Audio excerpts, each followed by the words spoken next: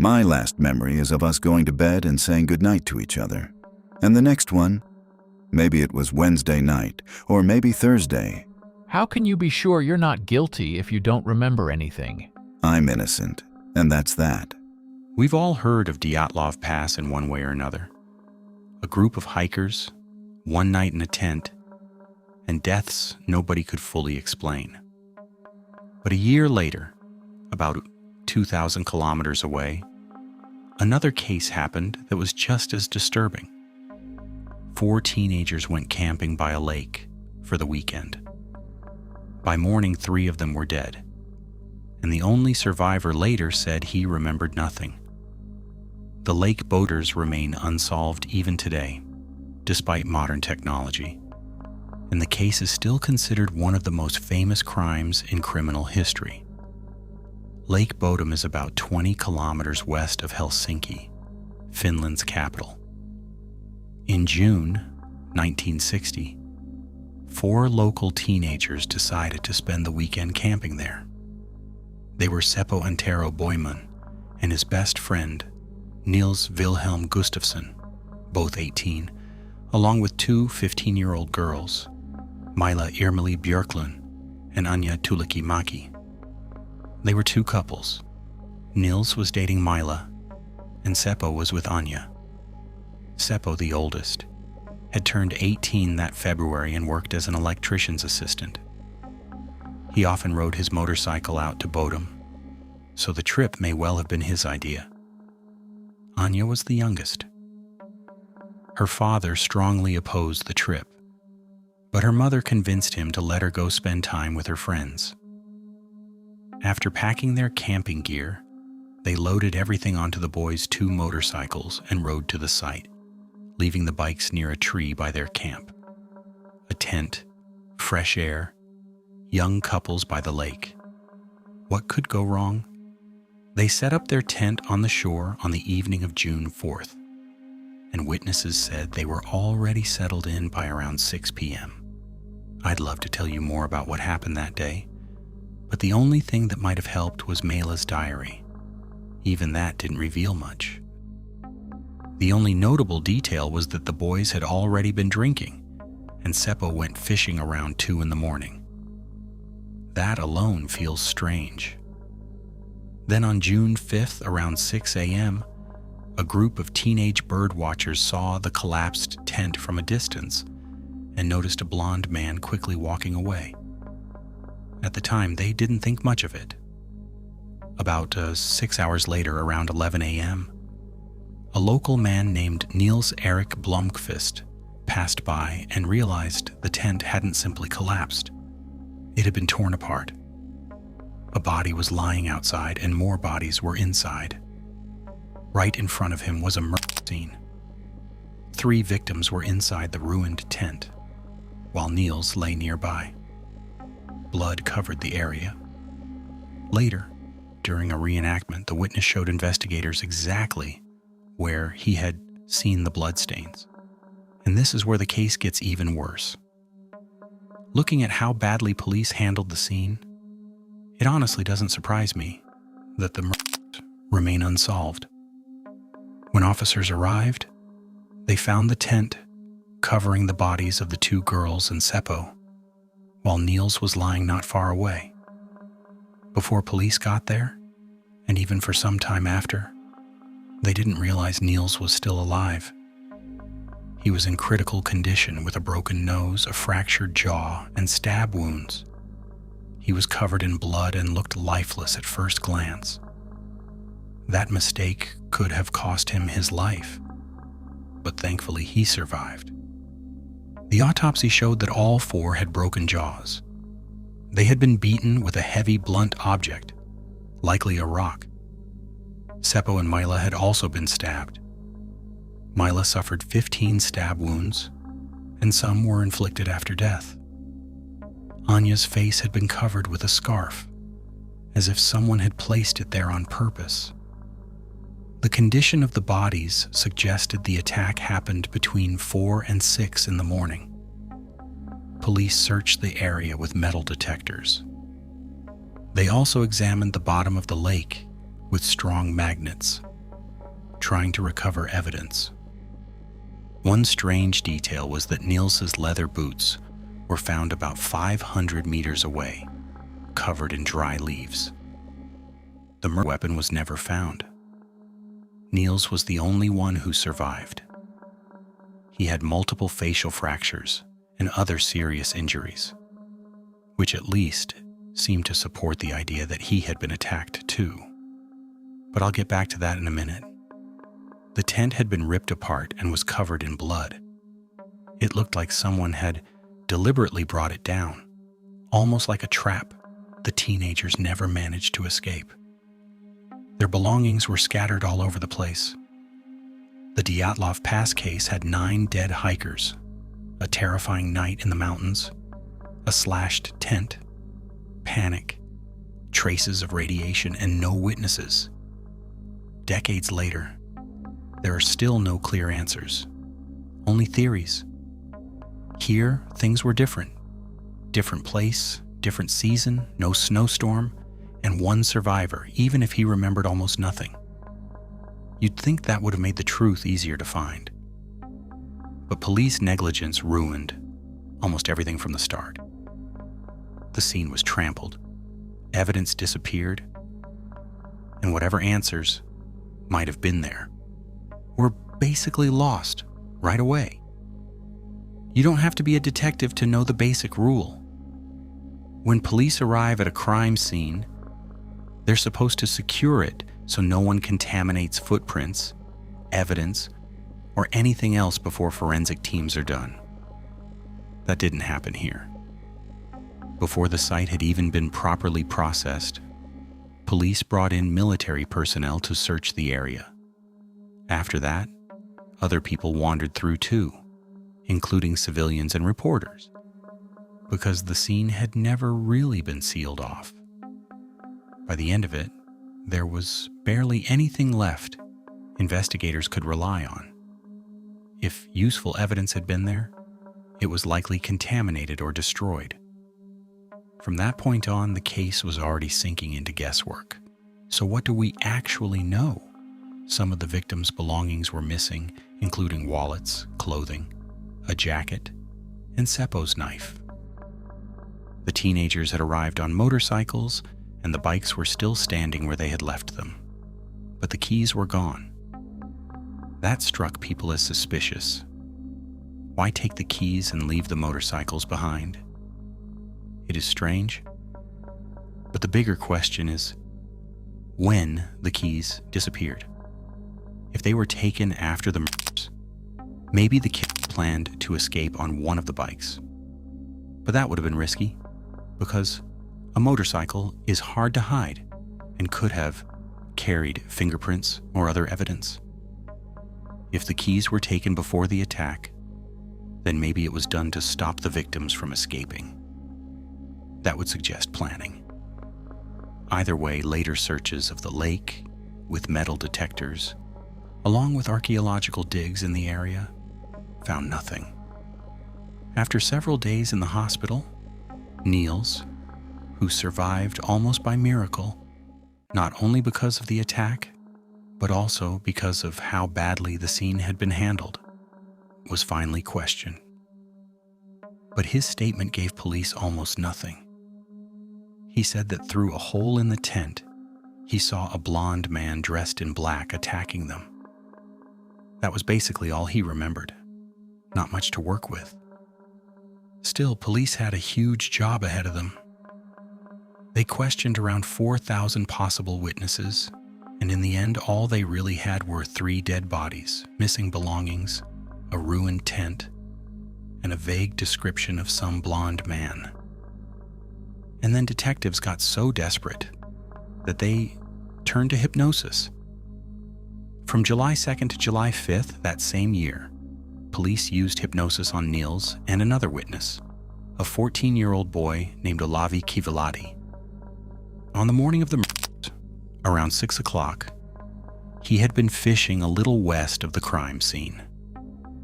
And according to forensic findings, the murder happened sometime between 4 and 6 that morning. Under hypnosis, Olavi said he had also seen a blonde man and gotten a decent look at him.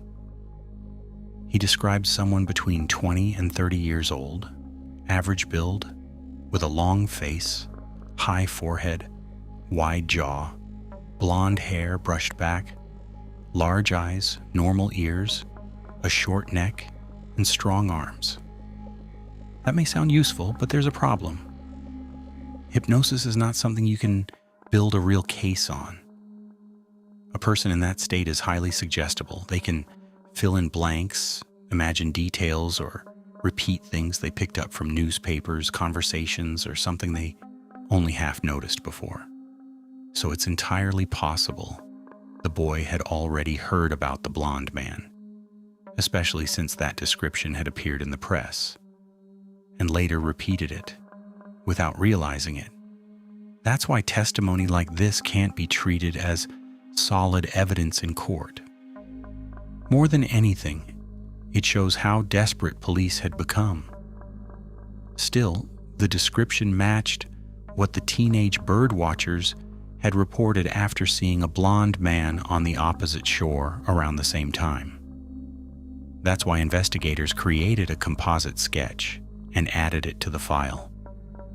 Even without hard evidence, police still had suspects. One of them was Niels Gustafsson himself. Investigators thought it was suspicious that only one of the four survived, and that he had been found outside the tent instead of inside with the others. I'll come back to that later because it's not as simple as it sounds. Another suspect was Pentti Soininen, a local boy I couldn't find a photo of. At first, nobody took him seriously until he confessed on his own and claimed he was the Bodom killer. But a confession alone proves nothing. He was only 14 at the time, and investigators doubted that someone that young could have killed 3 people so brutally, beaten a 4th older victim, and disappeared without leaving behind a weapon, witnesses, or any trace. So that theory was dropped. Another man who came under suspicion was Carl Valdemar Gillstrom, also known as Valu. Locals called him the kiosk keeper because he owned a small shop about 100 meters from the murder site. So it's possible the teenagers had stopped there earlier. In one photo, Valu is standing with Niels Erik, the man who found the bodies, and you can clearly see a huge knife hanging from his belt. There were other reasons people suspected him too. Valu had served in World War II and reportedly struggled afterward, drank heavily, and was known for being extremely territorial. He also had a habit of slashing tents and wrecking campsites, and there had been plenty of complaints about him.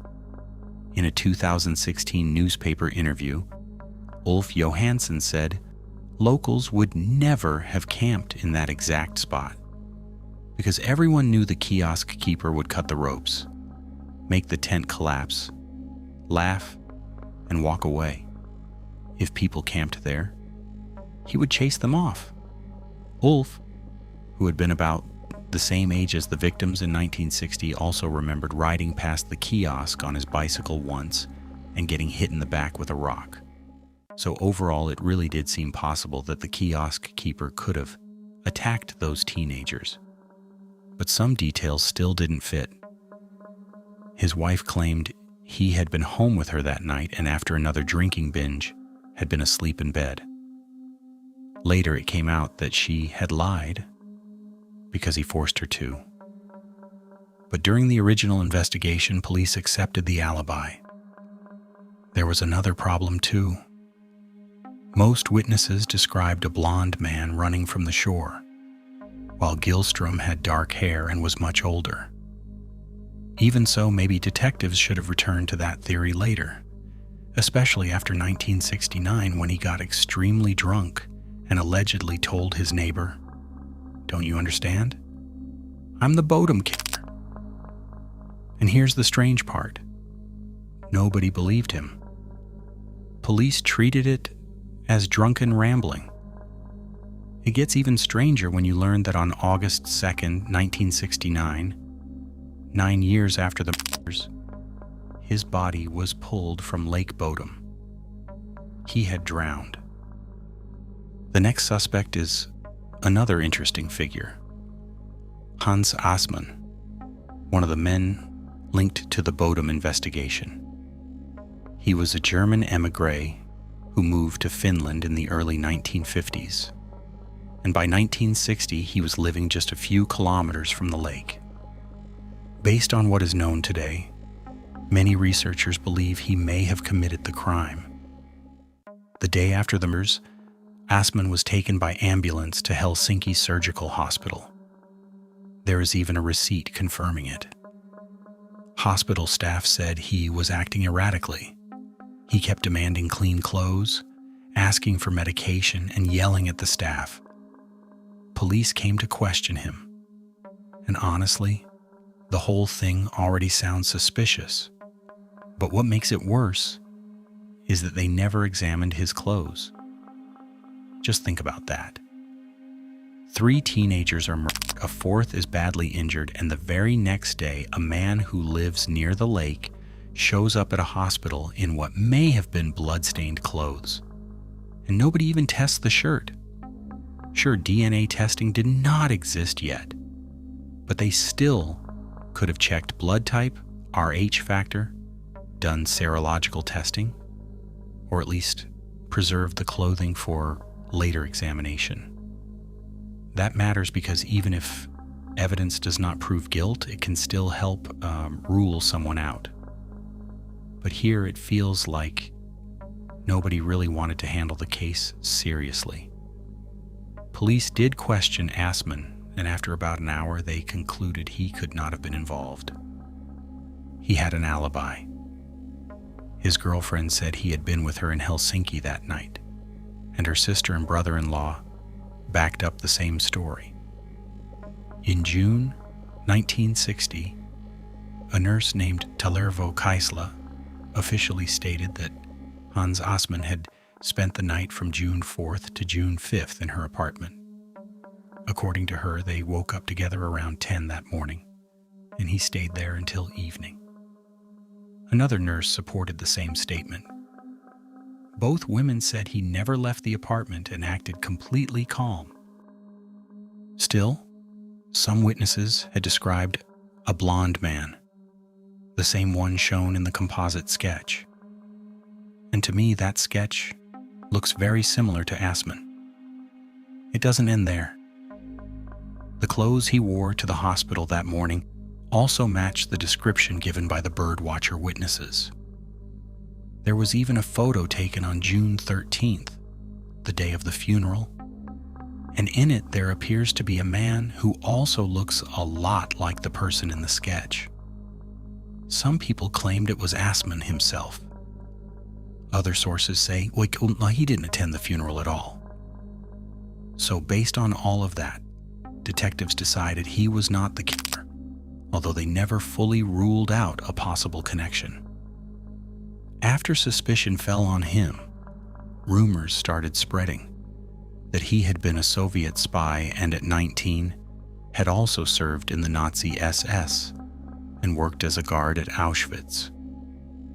Whether any of that was true or not, though, none of it directly connects him to what happened at the lake.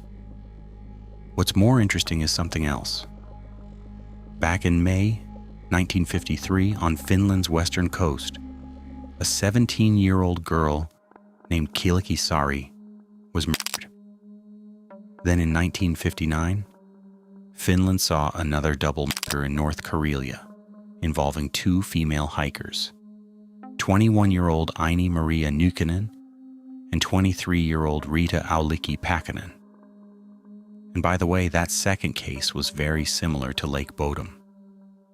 In both cases, the killer attacked sleeping young people in a tent during the night. The method was similar too. Both involved a knife and a blunt object. Small, low-value items had disappeared from both crime scenes too. And that starts sounding a lot like a killer taking trophies. Researchers who studied these cases tried to argue that Assmann was tied to those murders as well. Basically, they wanted to convince the public that he was a serial killer who should have been arrested. He did end up in prison in 1963, but not for Lake Bodom. He went there for attacking his wife. Then time passed. The case went cold. People kept wondering who could have carried out something so brutal, and that uncertainty lasted all the way to 2004, when authorities reopened the investigation using newer forensic methods. Former National Bureau of Investigation Detective Markku Tuominen was brought in to review the case. After going through the files, he agreed with the earlier investigators. Hans Assmann had not been directly involved in the Lake Bodom murders.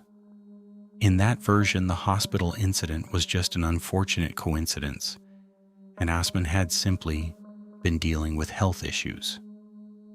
Markku based that conclusion on documents supporting the old police claim that Assmann had spent the night of the murder at his girlfriend's apartment. She was living there as a subtenant in the home of her sister and the sister's husband. I started looking into what had actually brought Assmann to the hospital that day, and I found this document, a written report police made after getting a call from a surgeon. Here's what it says. On June 17, 1960, Dr. Silvola called police to report that a man had been brought to the hospital who, in his opinion, was pretending to be unconscious. That man identified himself as Hans Assmann. He said he had arrived on the morning of June 6th and had been staying at an artist's house in Espoo. While at the hospital, he kept making phone calls and met with several young women, even though he was married. The doctor also noted that there was something strange about the way Assmann was behaving. Honestly, that raises more questions than answers. We still don't know what happened to him that day. Why did he look like someone who had just gone through something awful? Why was he acting so strangely?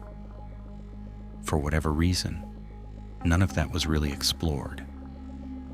Police accepted the alibi, backed by documents, and simply removed him from the suspect list, even though the timing is hard to ignore. By the time the case was reopened, 44 years had passed since the murders.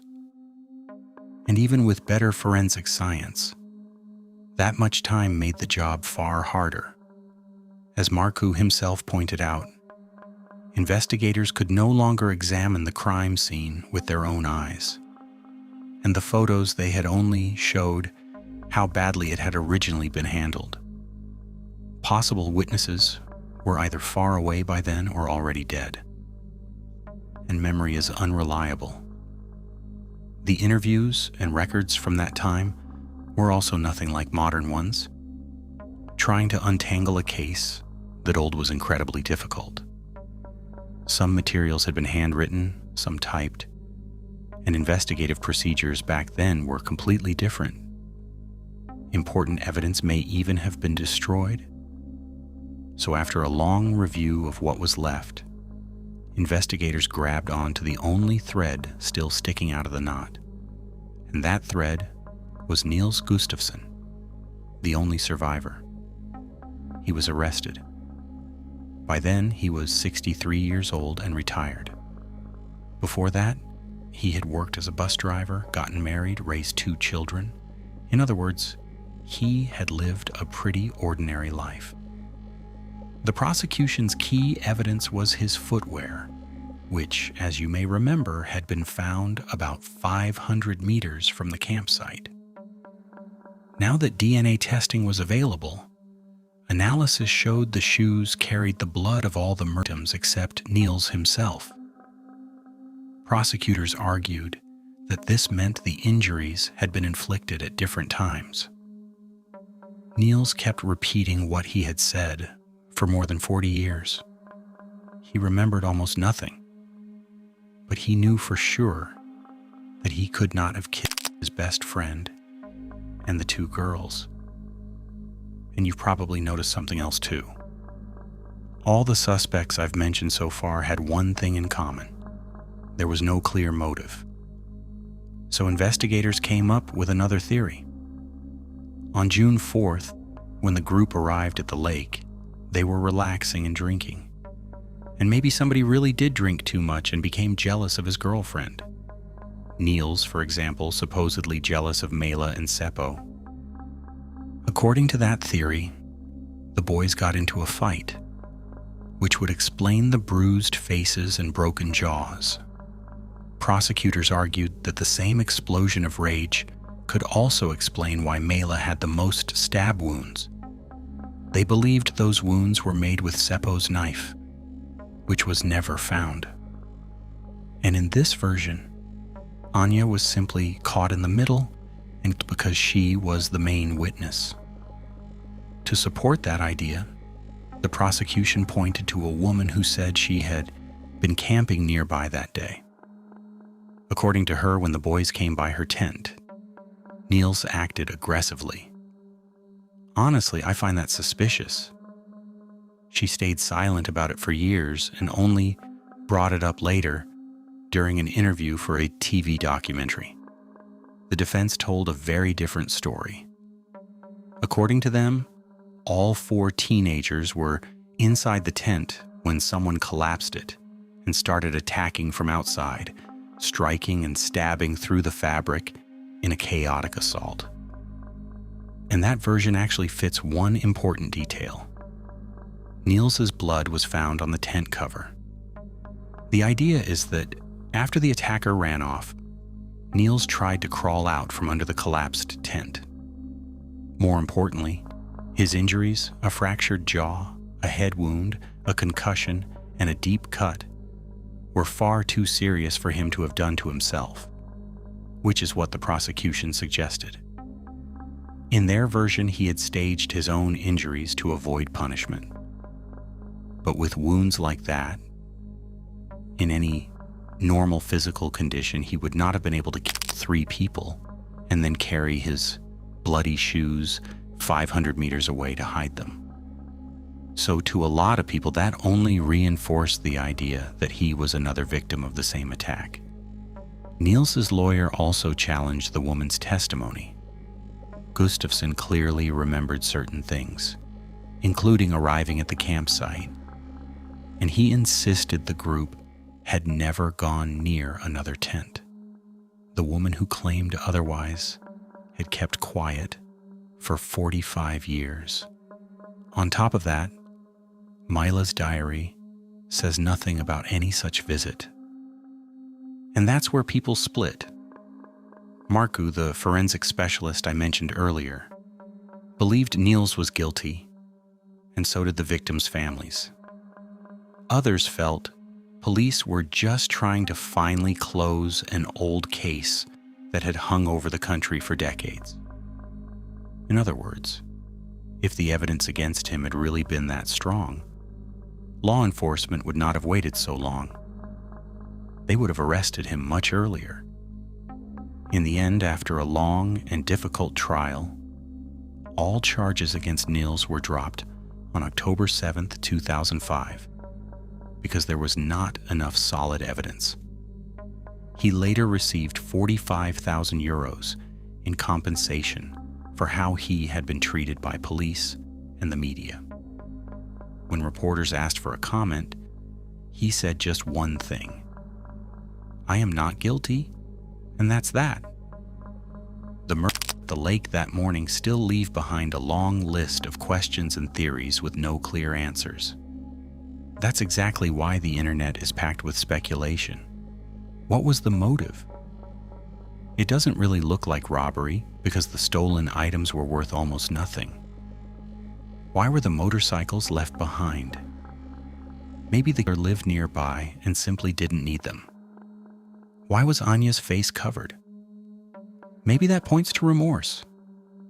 Or maybe it suggests the boys were the real targets. All that uncertainty only fueled people's imagination even more. One theory says it was some kind of ritual killing. That idea came from the extreme brutality in certain details that supporters believe looked symbolic. Another theory says the murder were driven by revenge. According to that theory, the attacker may have had a personal conflict with one of the victims or with someone close to them. Another possibility is that the crime was the work of a random violent man who happened to pass by the campsite that night. Some witnesses said they saw an unknown man watching the tent. But without hard evidence, reliable witnesses, or a real suspect, everything leads back to the same point. These are still only theories. The killer was never identified and eventually became a kind of local boogeyman.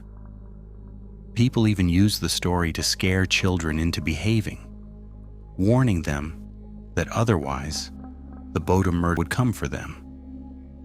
Honestly, I find that deeply disturbing. Using a real tragedy to frighten kids is just wrong. It's strange to realize the killer was never found. It's as if he vanished after the crime, yet his shadow never really disappeared. It still hangs over people today, especially the victims' families, who never learned who was responsible for their children never coming home. All three of these cases, including the Lake Bodom murders, remain unsolved to this day. In 2020, Anya's older sister Maya, who was 86 at the time, gave an interview to a local newspaper and spoke about the pain of never seeing the killer caught. My sister's fate is impossible to forget. We never found out why this happened. My mother believed that whoever did this would never be able to forget what he had done. Unfortunately, most of the people connected to the case, or those who may have known something important, are no longer alive. So considering how badly the investigation was handled, the outlook is not very hopeful. What do you think? Could this case still be solved? Will we ever learn what really happened at Lake Bodom? Or will it remain a mystery like Dyatlov Pass? If you haven't seen my story about Dyatlov Pass, you can find it on the channel. And if you enjoyed this video, leave a like and subscribe. It really helps, and you won't miss more creepy and fascinating stories. That's the story, guys. Thanks for watching. Take care.